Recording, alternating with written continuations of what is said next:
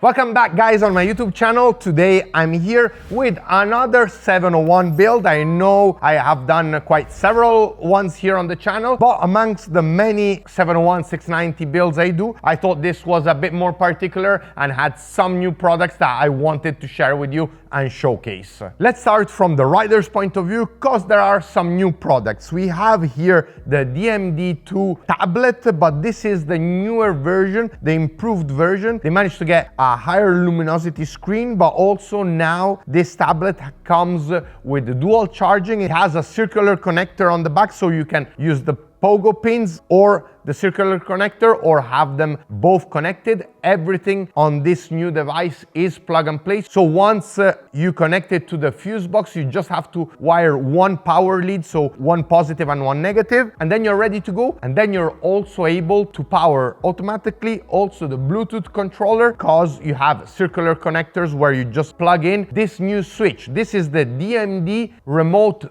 3. It's really cool. It's 3D printed, but the feature I prefer is that it's super compact. So on many bikes, especially on adventure bikes, you'll be able to fit it without having to move too much stuff. I still didn't test it, but it feels nice and solid and robust. And then when you touch these membrane buttons, you feel the small click. And these are the same exact buttons that are used, for example, in rally racing, on the KTM Rally Replica, on the RNS handlebar commands. So something that is regularly used in Dakar, which makes me think this switch has a very good reliability. In the switch, we have also a small LED, so that this helps us when we need to pair it with a device. The switch can be used not only on the DMD2 tablet, but it can be used on any Android device, so also your phone. Always from this point of view, you can see that we installed the Ultralight Kit by Rebel X and the dual USB charging ports, voltmeter display optional. This is an add-on optional, which I believe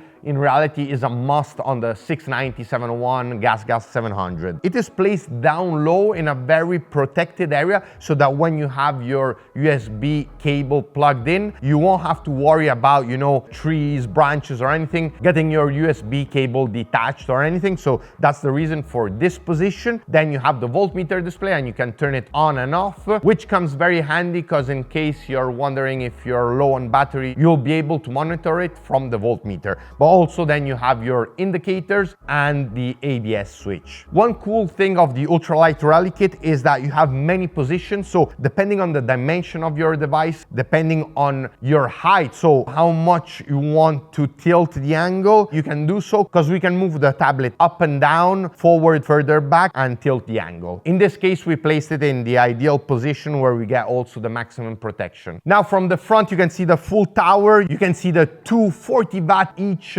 headlights. One is a spot, one is a flood. So these act as high and low beam. They're plug and play, and you will use the OEM command of the lights on the bike to turn on and off the lights. The floodlight is always on because it's acting as a low beam, and the spotlight is considered the high beam. Clearly, depending on the country you're in, you might want to go for the street legal option, because there is that option, but then the lighting power will be much less. But if you're not like me, that I run away from the police, then you will want to go with the street legal option. You can see the very compact windshield. This can be moved forward, backwards, and also you can tilt the angle of this. It surely provides more wind protection compared to the OEM headlight, but don't expect to have the same aerodynamics and really good wind protection as the full rally kit. From the side, it can be noticed that the OEM turn indicators are bolted on the tower, because there are specific holes. All is plug and play, meaning you can place the OEM turn indicators, or if you have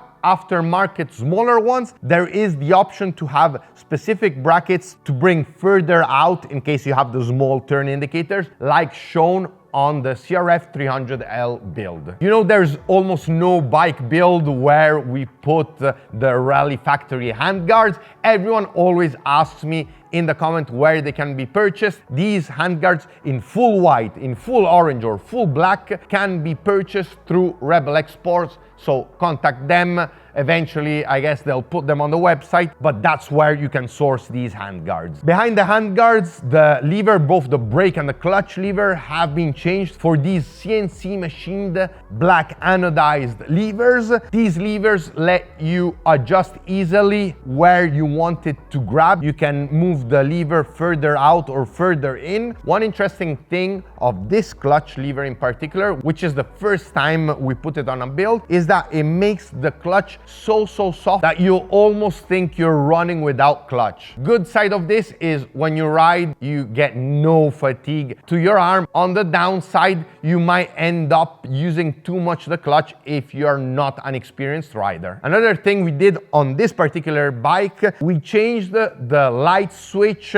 and turn indicator switch. We wanted to have more space and we went for the more compact enduro version. So this switch is simply the Husqvarna FE or KTM EXC switch that plugs in directly on the 701 if you want to remove the bulky OEM one. Furthermore, the mirrors have been changed. We wanted to go initially with the double take mirror ones, but the only issue with those is that we are in Italy, and in Italy they steal so much that it becomes too easy to steal the double take mirrors because they are held with the ram mount, so anyone can pass by and if you leave it on the road and remove them. For this reason we went with these. They're not the prettiest ones, but they fold easily for when you go ride off-road. One very important part of building Husqvarna 701s, KTM 690 and GasGas 700 is the suspensions. Many times, depending on the weight of the rider, the front forks are really too soft and not ideal for off-road riding. For this reason, as the rider weighs over 90 kilograms when fully geared up, we changed the internal cartridge of the WP forks and we put the Explore Pro cartridge, which is basically the factory version cartridge that you find also on the Enduro Explore Pro, that you can buy the full forks for the Enduro bike. On the 701 you can't buy the full forks, but you can buy the cartridge kit. So that's what we did, and we set up the suspension for the rider's weight.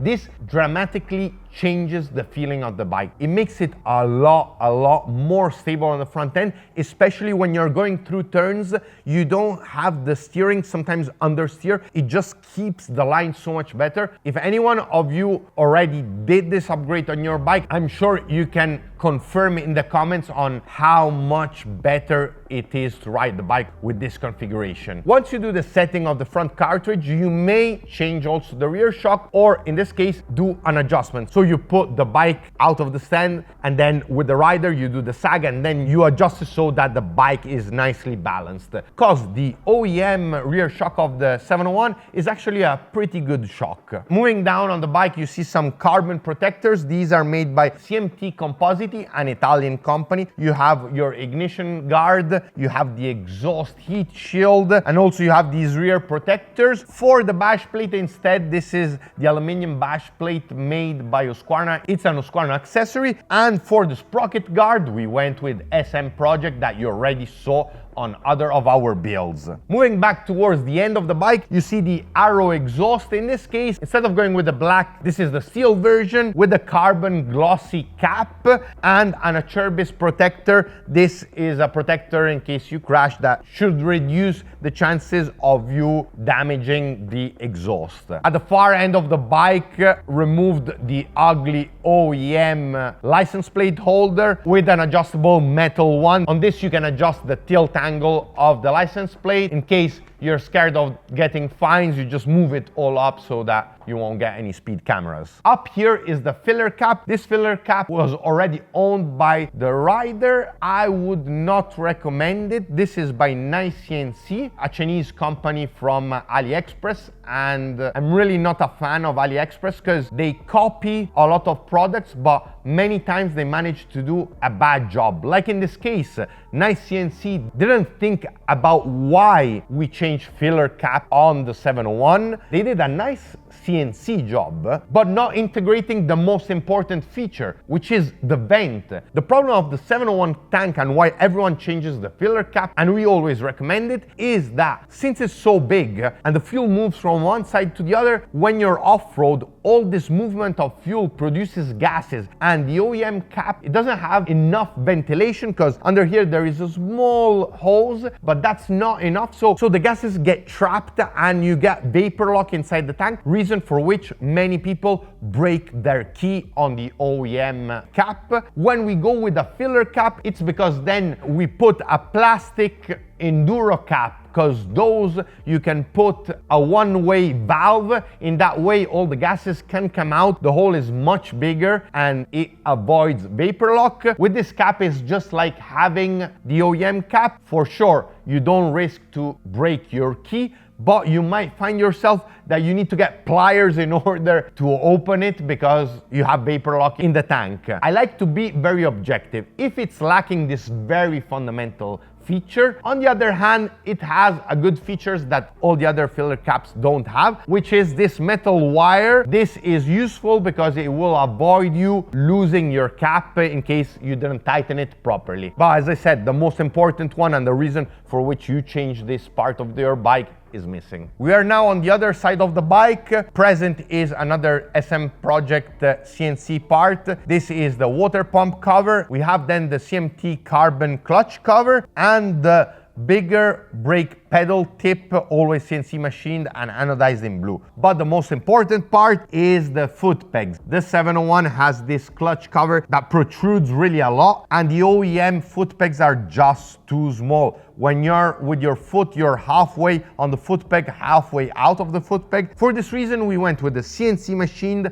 Rebel X Rally foot pegs. The particular feature of these foot pegs, other than having a much bigger footprint for you to have much more grip, you have interchangeable pins, meaning on the long run, when it wears out, you can change these pins. But then on the market, there are so many rally foot pegs, and you might wonder why some cost a certain price and some another price. An example, again, AliExpress. You can get them probably cheap as 59, 79 euros or whatever, and they come anodized. But all anodizations are different. A thing I would like with these videos is also manage to give you an insight to aspects of products that you don't visually see and that many people don't know about. A normal anodization will wear out very quickly, and as seen on the KTM 890 build, where the rider had all those cheap AliExpress CNC machine parts that had the color completely worn out. But not only the wear out of the color due to the sun, most foot pegs you find on the market that are anodized, at the first scratch you'll immediately see under, so you'll see all the scratches. This foot peg goes through a specific ceramic anodization, which is completely different. It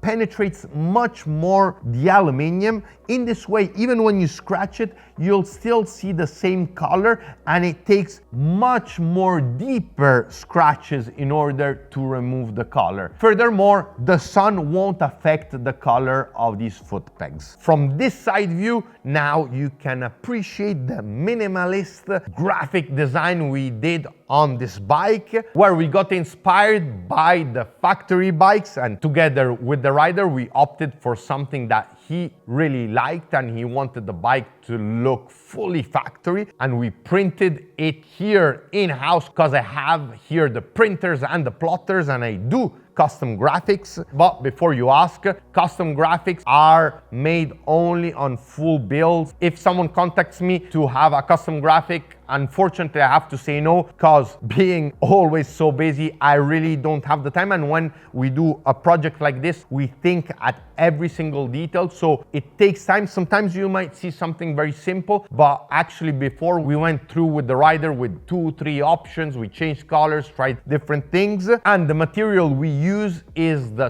top of the line because we use a specific material imported from the US that has a big air release, is pretty thick, together with the matte lamination that is from another company we import the products for. This creates a 600 micron sticker, which can be very difficult to place on a bike if you use general materials. But as we looked for the highest quality, the most premium product, it becomes very easy to install, and there are no bubbles anywhere on the bike. Now the best part of the video you were waiting for. Selle dalla valle. The seat cover. We have the factory rally seat cover with our quick dry leather, with the camel humps and the layer of memory foam back here. Much more comfortable than the standard one. In this case, we went with the Ergo seat, the optional seat of Husqvarna, which has a softer foam, but we removed the OM cover it comes with because it's a much more rigid material than this. And then on the sides, you have the carbon texture in order to have more resistance on the long run on these sides. Well guys, we are at the end of this video. Let me know in the comments below what you think about this build. Also, let me know if you're a bit tired of seeing me do 701 builds. I don't bring all of them on the channel, but I like to bring the ones that have maybe different products that you haven't seen in the previous videos. I can understand that sometimes maybe aesthetically seeing a very similar bike to the ones of the previous video can be boring, and I would like to have your feedback. Be sure to subscribe to the channel and to follow me on Instagram for the live content, because in the stories